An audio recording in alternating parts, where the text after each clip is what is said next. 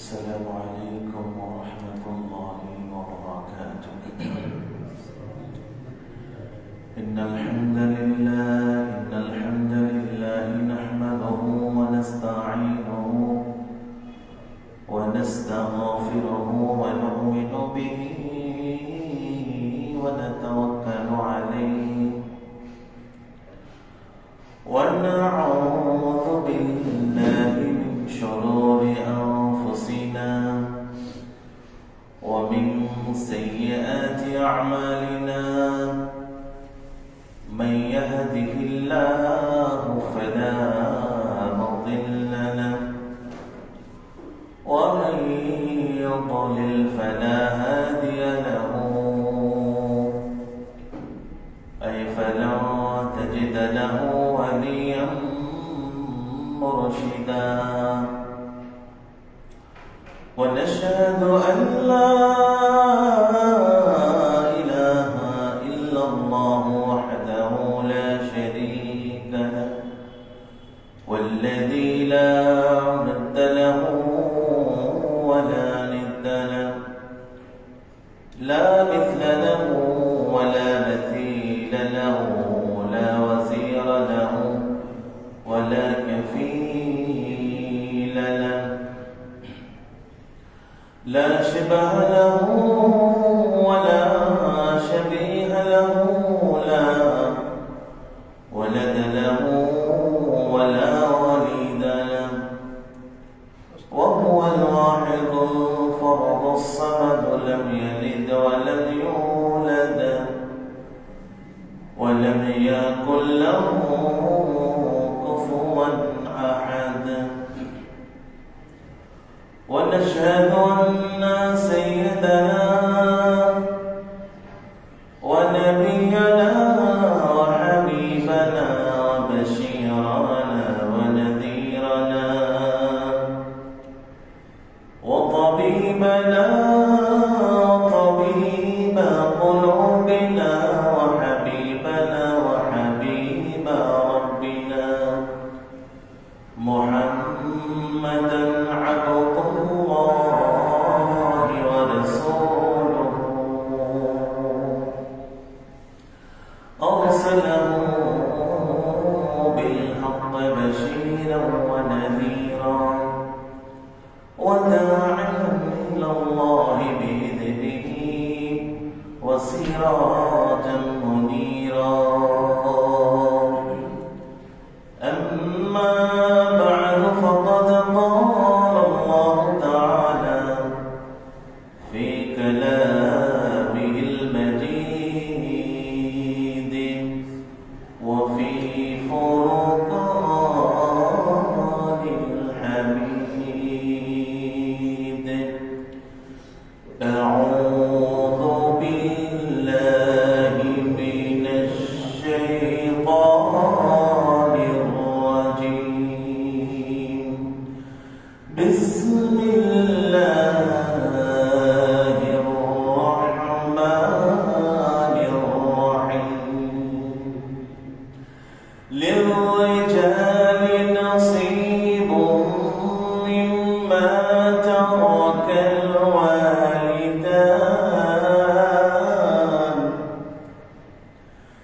للرجال نصيب مما ترك الوالدان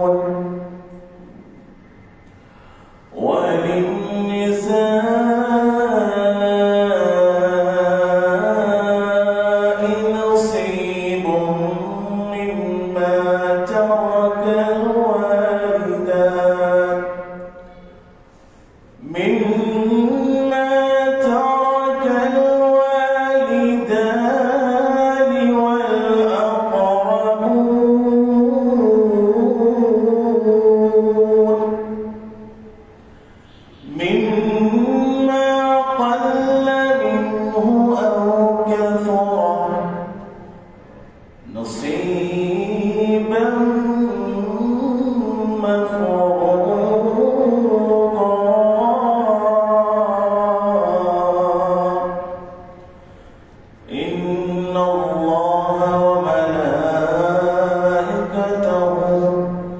يصلون على النبي يا أيها الذين آمنوا صلوا عليه وسلموا تسليما اللهم صل على سيدنا مولانا وعلى آل سيدنا مولانا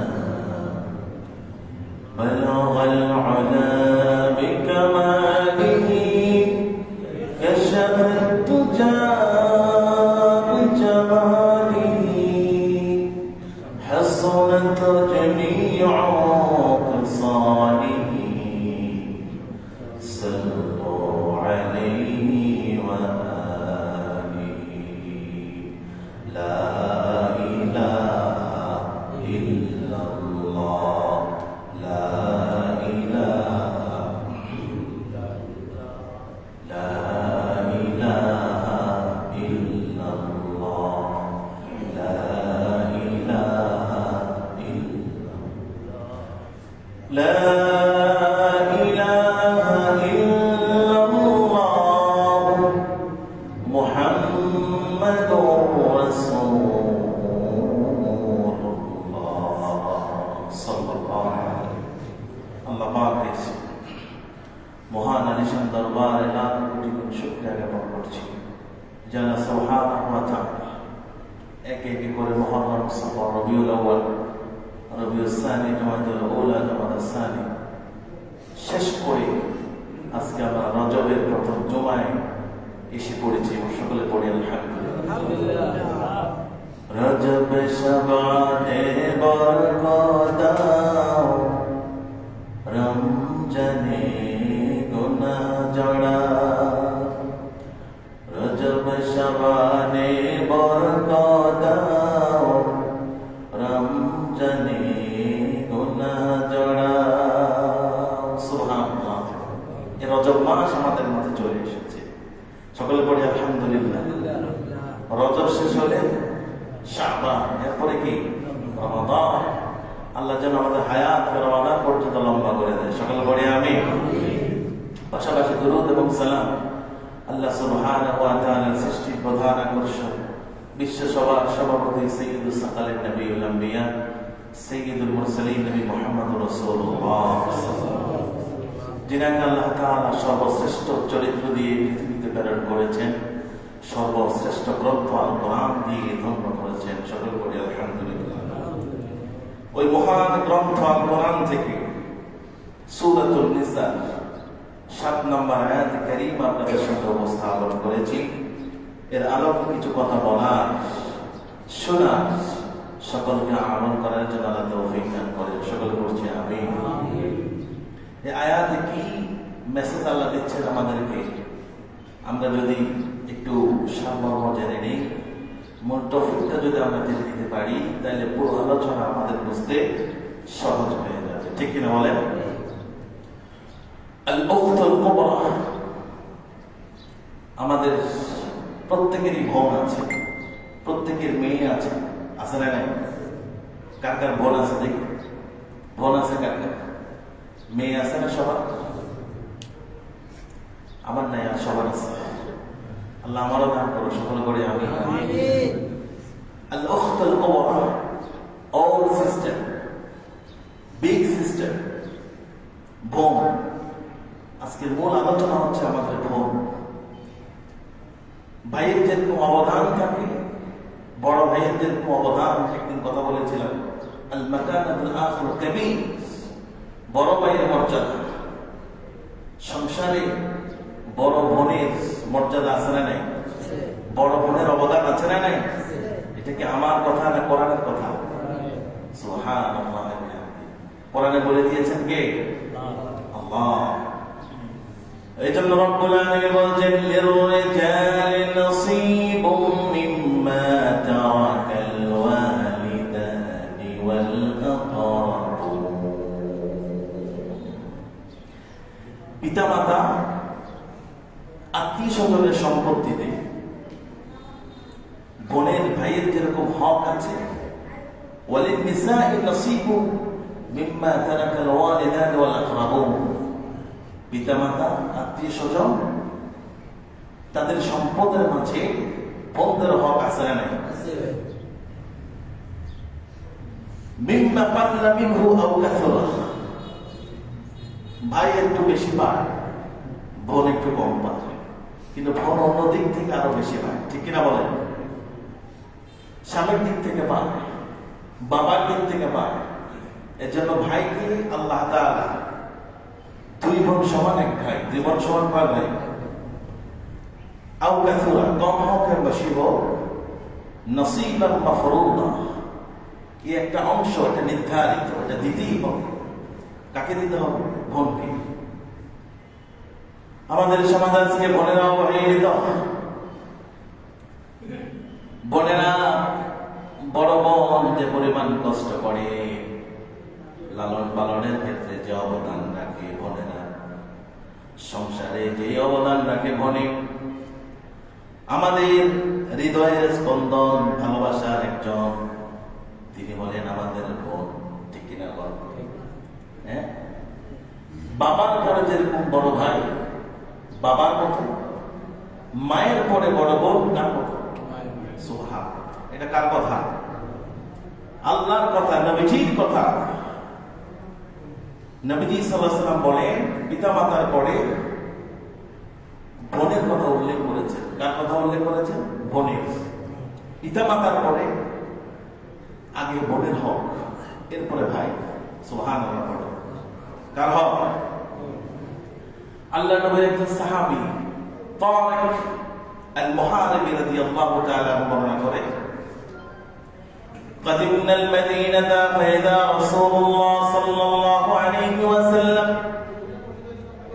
তারিক বিন মুহারিবি রাদিয়াল্লাহু তাআলা বলেন, আমরা একদিন মদিনায় সফরে গিয়েছিলাম। কায়িমুন আলাল মিম্বার ইয়াখতুবুন নাস, আল্লাহর হাবিব সাল্লাল্লাহু আলাইহি ওয়াসাল্লাম মসজিদের মিম্বারে উঠে মানুষদের উদ্দেশ্যে খুতবা দিচ্ছিলেন। তিনি বলছেন, ইয়াদুল মু'তিল উলিয়া, দাতার হাত, উপরের হাত, যে বেশি দান করে তার উপরে আল্লাহ রহমত নাযিল করে। সুবহানাল্লাহ। পড়ে ওয়াবদা বিমা তাউলু, দান করা শুরু করবে তোমার পরিবার থেকে। সুবহানাল্লাহ। ওয়াবদা বিমা তাউলু, দান করবে তোমার পরিবার থেকে, পরিবার থেকে শুরু করো। কিন্তু আমরা দান করি লন্ডনে, দান করি ঢাকা, আমার ঘরেই আছে আমার বাবা, আমার মা, আমার বউ, তাদেরকে আমরা দান করতে চাই না। কথা বলেন ঠিক না বেঠিক? নবীজি বললেন, প্রথমে তুমি তোমার ওয়া উম্মুক, মাকে দিবা, যা দিতে চাও, দান করতে চাও, প্রথমে তোমার মাকে দিবা। ওয়া আবাকা, এরপর তোমার বাবারে দিবা। ওয়া উখতাকা, এরপর তোমার বোনের দিবা। ওয়া আখাকা, এরপর তোমার ভাইরে দিবা। ওয়া আদনাকা আদনা, এরপর আত্মীয় স্বজনের মাঝে তোমার সম্পদ বন্টন করবা। সুবহানাল্লাহ। তাহলে বাবা মায়ের পরে কার মর্যাদা? ইন্নাহাল উখতুল কুবরা, তিনি হচ্ছেন বড় বোন। তিনি কি বোন? বড় বোন। বড় ভাইয়ের যেরকম মর্যাদা, বোনদেরও সেরকম মর্যাদা আছে না নাই? উম্মু তানিয়া, তিনি হচ্ছেন দ্বিতীয় মা, মায়ের পরে মা। মায়ের পরে কি? হযরতে মূসা আলাইহিস সালামের একজন বোন ছিলেন, নাম কি? মারিয়াম। বোনের নাম কি? হযরতে মূসা নবীর একজন বোন ছিলেন, বোনের নাম হলো মারিয়াম। বোন কি কাজে লাগে দেখেন। মূসা আলাইহিস সালাম যখন জন্মগ্রহণ করবেন, রব্বুল আলামিন মূসা আলাইহিস সালামকে পৃথিবীর বুকে নিয়ে আসবেন, পয়গম্বর হিসেবে নিয়ে আসবেন, বনি ইসরাঈলদের নবী বানাবেন। মূসাকে মায়ের গর্ভে দিলেন। গর্ভে দেওয়ার পরে ওই ফেরাউন তো জানতে পেরেছে যে এই যুগে একজন বনি ইসরাঈলের একজন নবী আসবে। ফেরাউন ছিল অত্যাচারী শাসক, সে দুর্বল মানুষদের উপর অত্যাচার করত, যা মন চায় তা করত। নাউজুবিল্লাহ পড়ে। যা হচ্ছে তা করতে ফেরাউন এলাকায় খবর দিয়ে দিল যে কোন শিশু যদি জন্মগ্রহণ করে, ছেলে শিশু, মেয়েটাকে জীবিত রাখবা, ছেলেটাকে মেরে ফেলবা। নাউজুবিল্লাহ পড়ে। কিন্তু যাকে আল্লাহ বাঁচাইতে চায় পৃথিবীর কেউ মারতে পারবে? পৃথিবীর কেউ তারে মারতে পারে না। হযরত মূসা মায়ের গর্ভে আসলেন, আসার পরে আল্লাহ তাআলা মূসার মায়ের কাছে আয়াত নাযিল করলেন, ও মূসার মা, টেনশন করো না, তোমার সাথে যে আছে যিনি পৃথিবী সৃষ্টি করেছেন, লৌহ কলম সৃষ্টি করেছেন, যার হাতে মৌত, যার হাতে হায়াত, তিনি তোমার পেটে এমন একজন মানব দিয়েছেন, তিনি হবেন বনি ইসরাইলের নবী। সুবহানাল্লাহ। নাম কি? মূসা। নাম কি? মূসা আলাইহিস সালাতু ওয়াস সালাম যখন মায়ের গর্ভে থেকে ভূমিষ্ঠ হবেন, ভূমিষ্ঠ হওয়ার পরে মূসা আলাইহিস সালামকে আল্লাহ বললেন, মূসা আলাইহিস সালামের মাকে বললেন, ও মা, তুমি কি ভয় পাচ্ছ নাকি? যদি তুমি মনে করো ফেরাউন তোমার ছেলেকে হত্যা করে ফেলবে, আমার উপর ভরসা করে নীল নদে বাক্সে করে তোমার ছেলেকে ছেড়ে দাও। সুবহানাল্লাহ। বাক্সে বললেন মূসার মা। অনেক লম্বা ঘটনা, দিকে যাব না, ভঙ্গি জিনিস দেখেন। বাক্সে বললেন মূসার মা, মূসারে বাক্সে বললেন, ভরার পরে মূসাকে বাক্সে ভরে পানির মধ্যে ছেড়ে দিলেন নীল নদে। ছেড়ে দেওয়ার পরে বোনকে বললেন, ও মা, তুই ভাইয়ের দিকে খেয়াল রাখ, ভাইয়ের এই বাক্সটা কোথায় গিয়ে থেকে। সুবহানাল্লাহ। মূসার বোন মারিয়াম ছিলেন খুব বিচক্ষণ, খুব ট্যালেন্ট, খুব চালাক চতুর ছিলেন মূসার বোন মারিয়াম। সে বড় বোন ছিলেন। মারিয়াম অনেক চালাক ছিলেন। মারিয়াম পৃথিবীতে যাচ্ছে। ওই মূসা আলাইহিস সালাম আল্লাহর নির্দেশে মূসার বাক্সকে পড়লেন ফেরাউনের কাটলায়। কোথায়? ফেরাউনের লোকজন সাংবাদিক দেখলো বাক্স খুলে দেখে বাক্সের ভিতরে একটা শিশু। সুবহানাল্লাহ। বাক্সটাকে যখন খোলে, ফেরাউনের স্ত্রীর কাছে আসলেন। ফেরাউনের স্ত্রী বললেন, এত সুন্দর শিশু জীবনে আমি দেখি নাই। ও ফেরাউন, তুমি তো আমার গর্ভে কোনো বাচ্চা দিতে পারো না, তোর মতো অপদার্থ আর কেউ নাই, তুই এই শিশুরে মারতে পারবি না, এই শিশুরে আমি লালন পালন করবো। সুবহানাল্লাহ। এই খেলাটা আল্লাহ যদি কাউকে বাঁচায় রাখে, পৃথিবীর কেউ ধ্বংস করতে পারে? জোরে বলেন, পারে? কেউ ধ্বংস করতে পারবে না। এদিকে মূসার মা পেরেশানি শেষ নাই, টেনশন, আমার বাচ্চা জানি কোথায় যায়। মায়ের টেনশন আছে না নাই ছেলের সন্তানের জন্য? এজন্য শীতকালে মাকে কষ্ট দেওয়া যাবে না, গরমকালেও দেওয়া যাবে না। মায়ের রুমে যত স্পেশাল এসি লাগানো যায়, সবচেয়ে দামি এসিটা মায়ের রুমে লাগানো দরকার আছে না নাই? সবচেয়ে গরম কম্বলটা মায়ের দরকার। বিদেশ থেকে যে কম্বল নিয়ে এসেছেন, সবচেয়ে ভালো কম্বলটা মায়ের গায়ে যখন দিবেন, কারণ মা জন্ম দেওয়ার পরে যে আন্তরিকতা, মহব্বত, ভালোবাসা আমাদেরকে দিয়েছে, আমাদের গায়ের চামড়া দিয়ে যদি মাকে জুতা বানিয়ে দিই, কখনো পরিশোধ হবে না। ঠিক কিনা? পরিশোধ হবে? মূসাকে ছাড়লেন, মা ছাড়লেন, মারিয়ামকে বললেন তুমি পিছে পিছে যাও। পিছে পিছে যাচ্ছে মারিয়াম, বিচক্ষণতার সাথে দেখছে। যখন ফেরাউনের স্ত্রী আসিয়া রাদিয়াল্লাহু তাআলা আনহা, যখন ফেরাউনের স্ত্রী আসিয়ার কোলে বাচ্চা গেল, আসিয়া মূসাকে দেখে চক্ষু শীতল হয়ে গিয়েছে। বললেন, এরকম ছেলে আমি জীবনে আর দেখি নাই। ফেরাউন চাইছিল হত্যা করে ফেলতে, তো খবরদার, আজলামের টাকা পাও না, বাচ্চা দিতে পারো না, এখন এটাও হত্যা করবা, এটাও লালন পালন করবো। সুবহানাল্লাহ। এদিকে টেনশন কার? মায়ের টেনশন, বন্যে পাঠালেন মারিয়ামকে পাঠালেন। মারিয়ামকে যেতে যেতে ফেরাউনের প্রাসাদ পর্যন্ত গেলেন। বাচ্চাকে কোলে নিতে বাচ্চা শুধু ওয়া ওয়া করে কাঁদে, কারণ বাচ্চা জন্মের পরে দুধ প্রয়োজন আছে না, দুধ দরকার আছে না। বাচ্চা দুধ খাওয়ার জন্য পেরেশান,